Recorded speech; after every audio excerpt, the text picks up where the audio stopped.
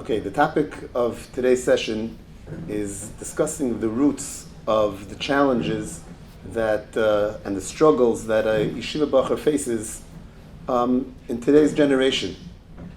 And the truth is, we could really break down the different types of struggles into two parts. And I'll start maybe with the words that I heard one time b'shem the Satmar Rebbe Zatzal, that he was speaking about averas that people do. Unfortunately, people are nichshal sometimes in averas. And the Satmar Rebbe Zatzal said that there are certain averas that if a person was over, so he has to be mispalel. He has to daven, HaKadosh Baruch Hu, slach luni, slach lonu, forgive me for this avera. But the Satmar Rebbe said that there are certain averas that a person has to be mispalel, not slach lonu, rather a person has to daven rifa'enu. Because sometimes a person does an avera because he has Yetzer Hara and he was nichshal in an avera, and sometimes a person does an avera because there's something sick, there's something in his neshama, in his nefesh that needs a refuah. So for those type of averas, you have to daven rifa'enu. I would say we could similarly break down, if we discuss the different struggles of a Yeshiva Bachur, and I'm talking about Yeshiva Bachur, it's very possible, that's what I deal with, but it's very possible similar things with girls also. But if we break down the struggles of a Yeshiva Bachur, we could also break it down into two parts. There are certain struggles which we could call standard, regular struggles that a Yeshiva Bachur faces specifically in our generation, and we have to look for the proper tools and strategies and methods to be mechazik and try to help him help himself face and cope with the struggles that he's dealing with. And there's another category in the struggles, which is a category of rifa'enu. There are certain things that Rahman al-Atzlan, Bachrim, people face, certain challenges and struggles is due to a choyli, a certain sickness, a choyli nefesh, something sick either in the shama, in his nefesh, that really needs a refuah. The real main topic, of course, of the Shabbos is of the second part, are the struggles that deal with more rifa'enu, the struggles and the challenges that a lot of children, a lot of people are going through, which is coming, the roots of it is they need a refuah, is rifa'enu. That's the real main topic, of course, of the Shabbos, but it was decided to discuss also, at least in the beginning, some of the regular struggles that are not necessarily the makar, the root of them is not a chayli, the root is not something that needs a refuah. The regular standard struggles that a Yeshiva Bachur goes through, and maybe sometimes by understanding and giving them the kalim, the tools, how to deal with it, how to face these struggles and these challenges, that could avoid and prevent it from leading to the type of struggles and challenges that are rifa'enu, that they really need a refuah. So that's what we're going to talk about. The standard, not the rifa'enu, the very deep rifa'enu type struggles and challenges. Rather, we'll call the more standard struggles and challenges that Yeshiva Bachur might face. It's well known that every generation is faced with unique nisyonis, unique challenges, unique Yetzer Haras, that in a different generation it might not be an issue at all. For example, in the early 1900s in America, so there was a very big nisayon of Shmira Shabbos. If a person had a job and he wouldn't show up on Shabbos, that's it. Sunday he has to look for a new job again. And it was a real nisayon, either a job, al parnasa, food on my table, or Shabbos. And it was a real nisayon for people, and there was a real problem. That was the nisyonis of the early 1900s in America, in New York. That's not the derech klal, the nisayon in our generation. In Europe, pre-war Europe, there was a great nisayon, a great Yetzer Hara in yeshivas of haskalah. There was a real danger that a bachur, especially the smart, intellectual bachrim, could be chapped up and from the reform movement, from haskalah. That was the nisayon then, amongst other nisyonis. That's not the nisayon or the Yetzer Hara of our generation. That's not what we're dealing with. But every generation has its unique nisyonis, its unique challenges. What's the nisoyon for a child growing up in our generation? What's the nisoyon for a Yeshiva Bachur in our generation? What's the unique Yitzhahara and nisoyon? So of course the first thing that would come to everybody's mind, what's the unique nisoyon, what's the unique Yitzhahara in our generation, is in Yonim of Kiddusha. Our children, there's so much exposure to so many inappropriate things. It's exposure whether just walking down the street. It's exposure in all different forms of technology, what they're able to see, what they have access to, what's available. And that's Kiddusha. That's a tremendous Yitzhahara and a tremendous issue of our generation.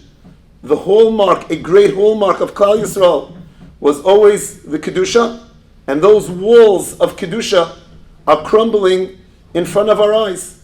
And that's for sure a tremendous nisayon and a tremendous Yitzhahara that our youth, and not only our youth, everyone is dealing with and struggling with.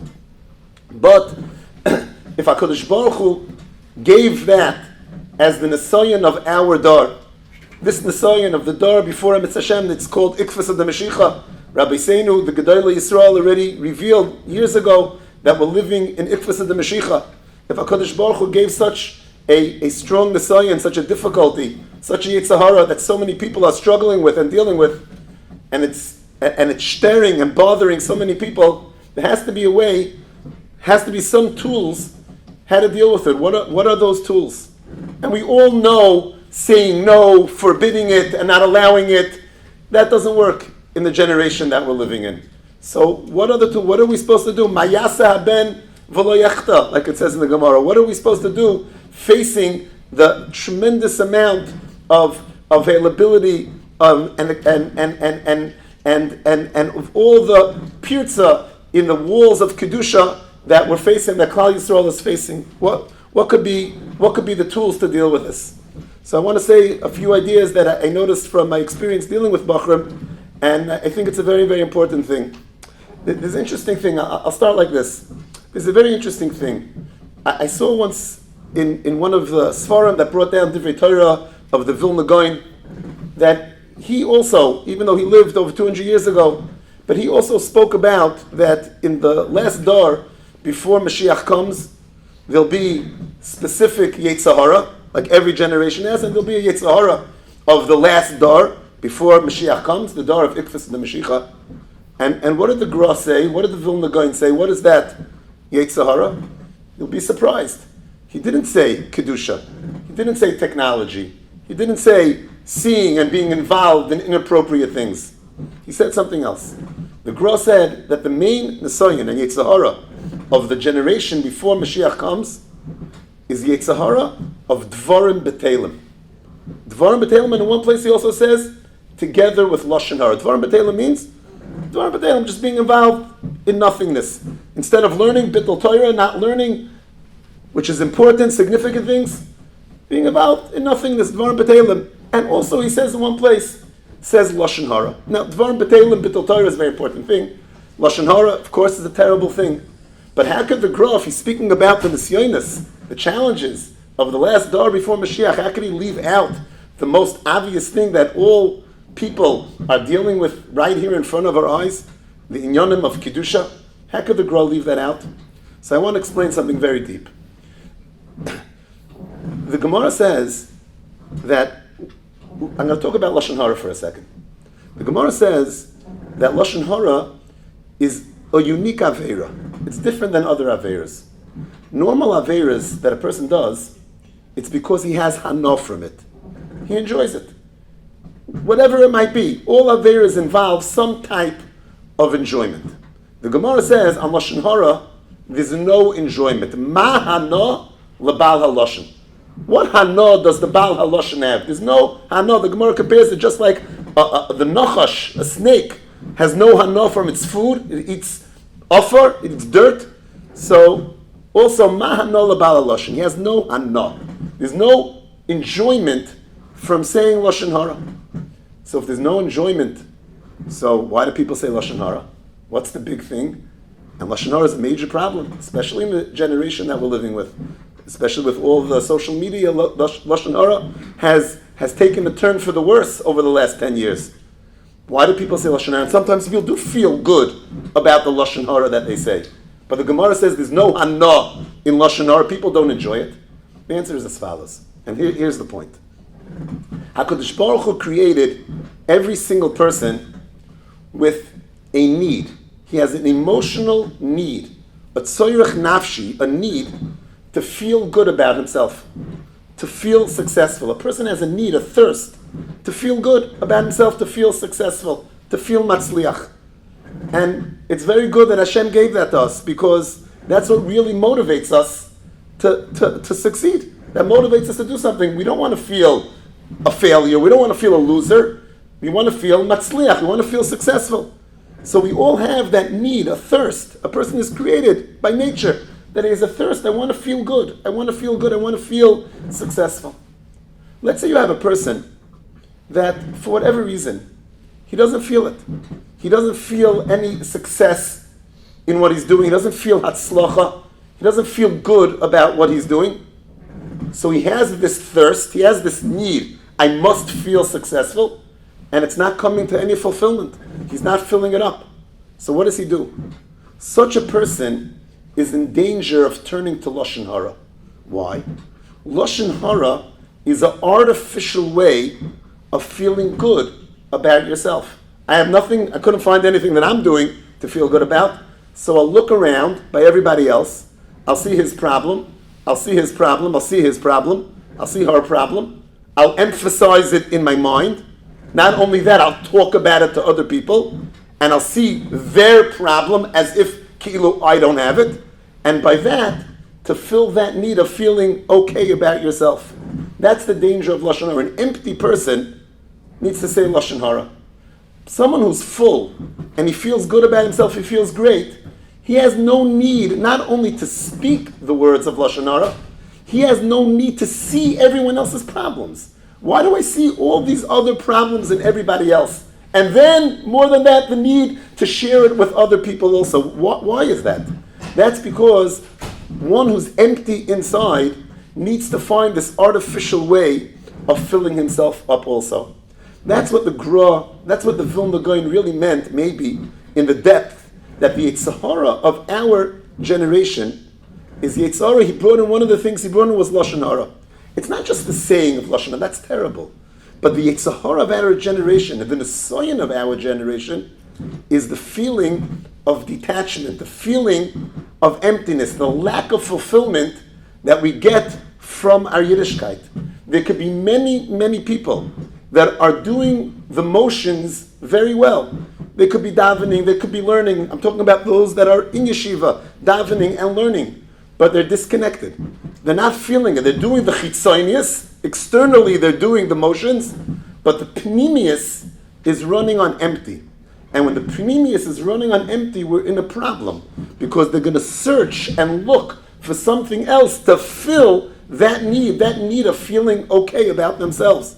And that sometimes can be Lashon Hara. Together with that is also what the Gra called Dvarim B'Teilim. Dvarim B'Teilim, and especially the Nisayon that we were speaking about before, of inyanim of Kiddusha, of Taiva, of inappropriate things, that's a major problem in the generation. It's not a Yetzer Hara only of Taiva. It's not just the inyan of Taiva. Taiva, and I have to go do that. That's not just what it is. It's something much deeper. Somebody who feels unaccomplished inside of himself, he feels empty, he's running on empty inside of himself, he's going to search to try to fill himself up on something. For one person, it might be by knocking everyone else so I feel like something, and by other people, it will turn to other artificial things of filling themselves up and making them feel good. And that's the inappropriate things that they might turn to. The main Yetzer Hara, the main Nisayon, the main struggle, I wouldn't identify as a struggle of Taiva.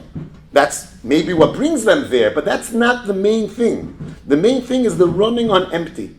If you would have a person that felt close to what he's doing, he felt accomplished from what he's doing, he felt full from what he's doing, he already has the tools that are necessary to withstand the tremendous nisayon that's around him. Someone who's running on empty and he's offered something right in front of his face with a click of a button, with just walking down the street, something that could give him that momentary artificial feeling of good. So, ma yasa haben v'lo yachta, what can he do? But if we're able to instill in ourselves and in our children a feeling of accomplishment, they're full and they're accomplished and they're matzliach and they're satisfied with themselves.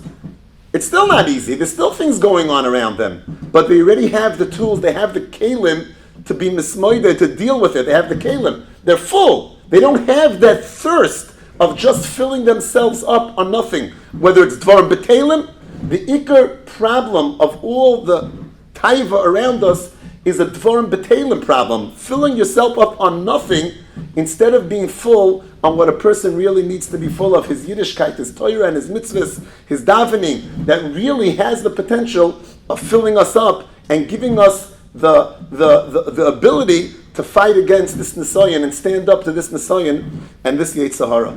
That's the inyan of the nisayon of our dar. So if you want to identify, and I'm going to speak about it more, the roots of what our Bachur, what our children, and sometimes us also, are struggling with, is the feeling of connection, the feeling of pnimius. So many people are doing the acts, doing the motion, but they're lacking the pnimius. They have the chitzonius without the pnimius. They're disconnected from what they're doing.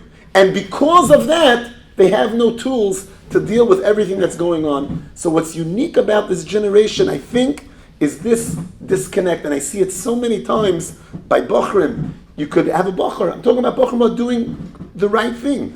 They're learning, they're davening, and they're doing the right thing. They want to do the right thing.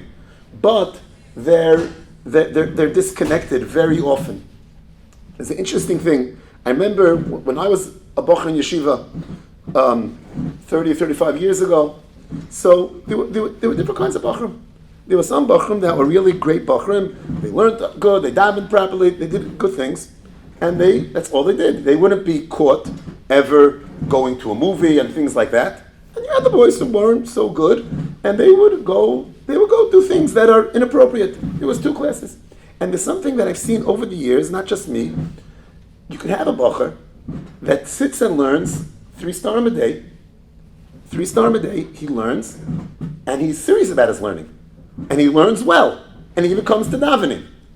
But after all of those 3 starim, he'll go back to wherever he is, and he'll do things that are inappropriate. The same Bachur that's doing the good things are doing those things that are inappropriate afterwards. As far as I know, when I was younger, that was not so common.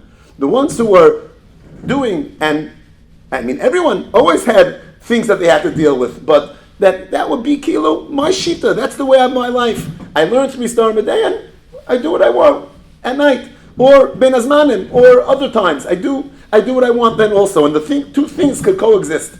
That wasn't so common a while ago. What changed? I think, and also more than that, the Mesilas Yesharim says, and it speaks about in a lot of Sfarim, that there's a very important yisoid, which is called ha'pnimius ma'oyer achitzonius. The Mesilas Yesharim says that usually, who are the people that keep the Torah and keep the mitzvahs with zrizos, with kishmak, with enjoyment, are the people who have inside of them a very strong desire and a fire in their heart towards Torah and mitzvahs. Those are the people that are doing it. And the fire inside his heart will cause him to do the davening and the learning and the mitzvahs with kashmak and enjoy it. But as Mesilas Yesharim says, it could go the opposite way also. If a person in his heart is not ignited, his heart is dull, his heart is not so into it, if he would do the pu'ulos hachitzonius, he would do the outside actions with cheshek, with geshmak, with fire, that will also ignite the fire in his heart. The chitzonius is ma'oyer the pnimius. Mesilas Yesharim speaks it a lot of times. So how could it be? How could you have a Bachur that's learning 3 starim a day, and this is unfortunately common. Not everybody, of course. There's wonderful Bachrim that are tzaddikim through and through. But there is a common thing of a person who could be doing the right thing. He's doing the chitzonius. So why isn't it ma'or as his panemius? Why doesn't it ignite the fire in his heart and help him help him be oimed in the soyin when it comes to the night, when it comes to bein azmanim? The answer is because it's true. Chitzonius is ma'or panemius. That's if there is a panemius. If there's a panemius, if there's a connected panemius towards what you're doing, but it's not on fire, then what you do will ignite it, that spark, and put it on fire. But if there is no spark, if everything I'm doing is chitzonius, if all I'm doing is chitzonius, all I'm doing is just because that's what you do, that's what you got to do. Otherwise I'll be in trouble, otherwise my Rebbe will be angry, otherwise my parents will be angry. I'm just doing because what I have to do. And I have no spark of pnimius, so the chitzonius has nothing to do. A person's chitzonius could be ma'oris pnimius if he has the connection, he has the base connection. Then it's ma'or, then it puts it on fire. It'll take the spark and ignite it on fire. But a lot of people now are even missing that spark. And it's all chitzonius. That's what it is. I've spoken this about in public to Bachrim in Yeshiva many times, and they're all just nodding their head. The Bachrim a lot of times feel, even though they're doing the right thing, but there are a lot of people that feel the lack of panemius, the lack of that spark of the panemius. So what do? If that's identifying the issue, the disconnect, the emptiness, the not fulfillment in what we're doing, so what's the eitzah? What's the eitzah? How do we deal with that? I want to say over a very, very interesting thing that I saw brought down b'shem Hagoyin Rav Moshe Sternbach Shlita. Rav Moshe Sternbach is a great grandson of the Vilna Gaon, and he spoke out a Kabbalah that he has about a famous story that happened with the Gra, the Vilna Gaon, and his Talmud Reb Chaim Volozhiner. Reb Chaim Volozhiner, as is well known, he is the father of the Yeshiva system that we have now in the world. The Yeshiva system is based on what Reb Chaim Volozhiner set up, and before he decided to open his first yeshiva in Volozhin, he went to his Rebbe, the Gra, and he asked him permission. Could I open a yeshiva? He wanted to open a yeshiva with a dormitory and a yeshiva like we know it today. And the Gra refused. And he said, no, you can't open a yeshiva. It's not the way to do it. And then Reb Chaim left. He didn't open the yeshiva. He came back a year later, and he again asked the Gra. And the way it goes is, the Gra cried. By the conversation with Reb Chaim Volozhin, he cried. And then he agreed, and Reb Chaim opened his Yeshivas Volozhin. What happened over there? One year he said no, came back, he cried, and then he agreed. What happened? So there's different versions. Rav Moshe said that he has a Kabbalah in his family, that what happened was like this. Before Reb Chaim Volozhin opened his yeshiva in Volozhin, so how was there Rebbe and Talmud? There was no yeshivas mamish. There was some maybe, but the system wasn't like it was. What was it now? There was, in every city, in every town in Europe, there was a Rav. And the Rabbanim then were very, very big Talmidei Chachamim. And if there would be a child, wherever he lived, that was capable to be a Talmud and to become great in his learning, his parents would send him to learn by that Rav. Learn by that Rav, without yeshiva. Where would the children stay? Where would the Talmidim stay? In the house of the Rav. And they would eat by the meals of that Rav. And they would live with him as part of the family. And Mamela, they would also spend the day learning Torah with him also. And that's the way the Torah was passed on from Rebbe to Talmud. It wasn't an institution of the yeshiva. It was in the framework of the family living together with the Rav, eating with the Rav, living with the Rav, like the Rav's children, like the Rebbe's children. And through that, he gave over the Torah. The Gra said, if you're opening a yeshiva, you're institutionalizing the Mesiras HaTorah. The Torah can't be given over that way. The Torah has to be given over that the relationship between a Rebbe and a Talmud is like the relationship of a father and a son. V'shinantem levanecha, elu ha-talmidim. Chazal tell us that Talmidim are also called banim. If you stick the Talmidim into an institution called the yeshiva, and you give shiurim and you teach them Torah, where's the banim? You're teaching them Torah. Where's the banim? The derech of Mesiras HaTorah has to be v'shanamtim levanecha elu talmidim, and that's the way it was then. The Talmud came and he mamish lived with the Rebbe. He was part of the Rebbe's life. The Rebbe was totally part of his life all the time, and that's the way he grew. And he grew in Torah. And the Gra wasn't masking to open yeshiva that way, and he sent him away. Reb Chaim came back a year later, and what happened? This is what Moshe said. Reb Chaim told him that true, what the Vilna Gaon said is true, but there's a danger if we're not going to take action now, it's not happening. What the Vilna Gaon saw as the ideal way of Mesiras HaTorah is not happening, and less people are sending Talmidim to learn by the Rebbes, and there's a danger that the Torah will be forgotten, and this is what has to be done. The yeshiva has to be opened. When the Gra heard that, he cried. That's what he was crying about. He was crying about this change that's about to take place. Instead of the Torah being given over in that framework as V'shinantim Levanecha, it's going to become more institutionalized, and from that he cried, but no choice. And he agreed that he should open the Yeshiva of Volozhin. That's what Moshe Steinbach Shlita spoke out. His Kabbalah, his Messiah on what happened with Reb Chaim. If true, yeshivas now are more institutionalized. It's not the Talmud living by the Rebbe. But when a Talmud is living by a Rebbe, like his son, so then the Talmud is not just learning someone else's Torah. I'll say one more Dvar Torah first. It says in the Pasuk in Tehillim, Ki im besoiras Hashem cheftzoi, uveseirosa yege yoimam v'loila. The Pasuk says first, Ki im betoiras Hashem cheftzoi, a person should want to learn Toiras Hashem, uveseirosa yege v'loima v'loila. Rashi says it's from Chazal. When a person first starts learning, he's learning Toiras Hashem. Misha omal ba, when he invests time and effort into it and toil, it becomes Torah. It becomes his own Torah. It sounds like Chazal are telling us there's something lacking in Torah Hashem. It's not good enough to learn Torah Hashem. You have to learn your Torah. What's wrong with Torah Hashem? What could be greater than the Torah Hashem? I'm learning Hashem's Torah. Why does it have to be my Torah?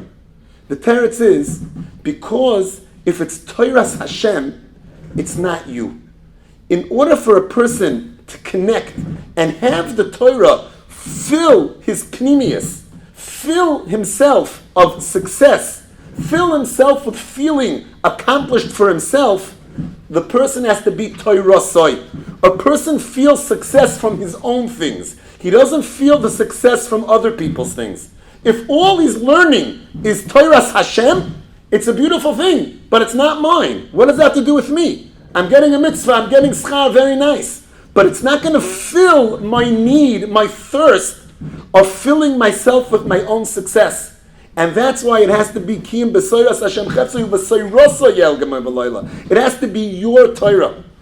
When before the institutionalization of yeshivas, the Torah was Torah Soy.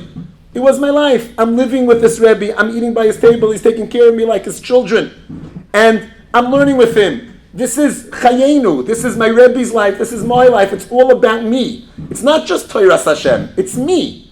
And because of that, people were more successful. The Gra cried that once the yeshiva is institutionalized, like always people discuss, is this Bachur good for the yeshiva? Is it good for the yeshiva? It's not good for the yeshiva. It damages the yeshiva. It became an entity in and of itself called the yeshiva. But the real focus has to be on the person. It can't be just Torah Hashem. It can't be just Torah Yeshiva. It has to be Torah Soy Yegel Yom V'Loila. When it's yours, then you'll start feeling the pnimius and the successfulness that a person has from his Torah and from his Yiddishkeit. It's all the same thing. There's a beautiful thing that I saw brought down from the Zohar HaKodesh.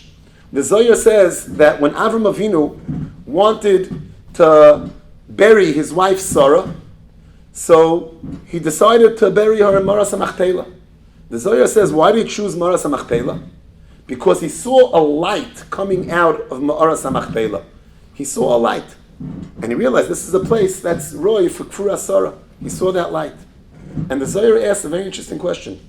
Why didn't Ephraim see that light? The Zohar says if Ephraim would have seen that light, he never would have sold the Maras HaMachpelah. Why didn't he see the light? So the Zohar says, because the Maras HaMachpelah, even though physically Ephraim was there at that point, but it was really a makom that was destined for Avram Avinu. It was Avram Avinu's place. And the Zohar says, Ein hadover misgale ela lebailov. The true beauty of something is only revealed to its owner. Avram Avinu, who was destined to own Maras HaMachpelah, he saw something beautiful in Maras HaMachpelah. He saw this light. Ephraim was an outsider. He couldn't see it b'chlal. It's the same thing. If you learn Torah, or if you keep mitzvahs, or if your Yiddishkeit is Torah's Hashem, or Torah's HaYeshiva, Torah's HaRebbe, but it's not yours, you'll never see the beauty. And if you don't see the beauty, it won't fill your inner pnimius. It will always remain as something chitzoni, as something distant, important, but distant from me. Such a person has the danger of remaining empty, and like we explained before, an empty person looks for other things to fill himself up. So the job, what I feel, of a Rebbe and of parent is, even though, yes, now yeshivas are institutionalized, but a person has to find the way that the Talmud, the child, feels the Torah is Torah Soy. It's his Torah. It's not just the Rebbe's Torah, Hashem's Torah even, the parent's Torah. It has to be Torah Soy, the child's Torah. And sometimes, through the way that the learning, the Gemara is learned in yeshivas, people connect to it and they get very involved. Sometimes you have a very, very common problem that the derech halimud, what we'll call, that's being taught in yeshivas, there is a percentage of Bachrim that they can't connect to it. That way that it's being taught, that lumdus, that depth, doesn't talk to them properly. Sometimes it's because there's not enough personal attention to explain it properly, and sometimes it doesn't just talk to them. It doesn't talk to them mamish like it talks to other people. Because of that, they feel empty. A Rebbe, and if not the Rebbe, the parent has the job of showing the Talmud, this is something that is shaykh to you. Even if the whole depth that you're learning in yeshiva is not exactly your style, but you know the Gemara, Rashi, Tosfos, you know something that's gevaldig, that's tremendous. Show him that's also Teirasai. Sometimes he feels like an outsider because he doesn't feel that he's connecting to what the yeshiva is exactly offering.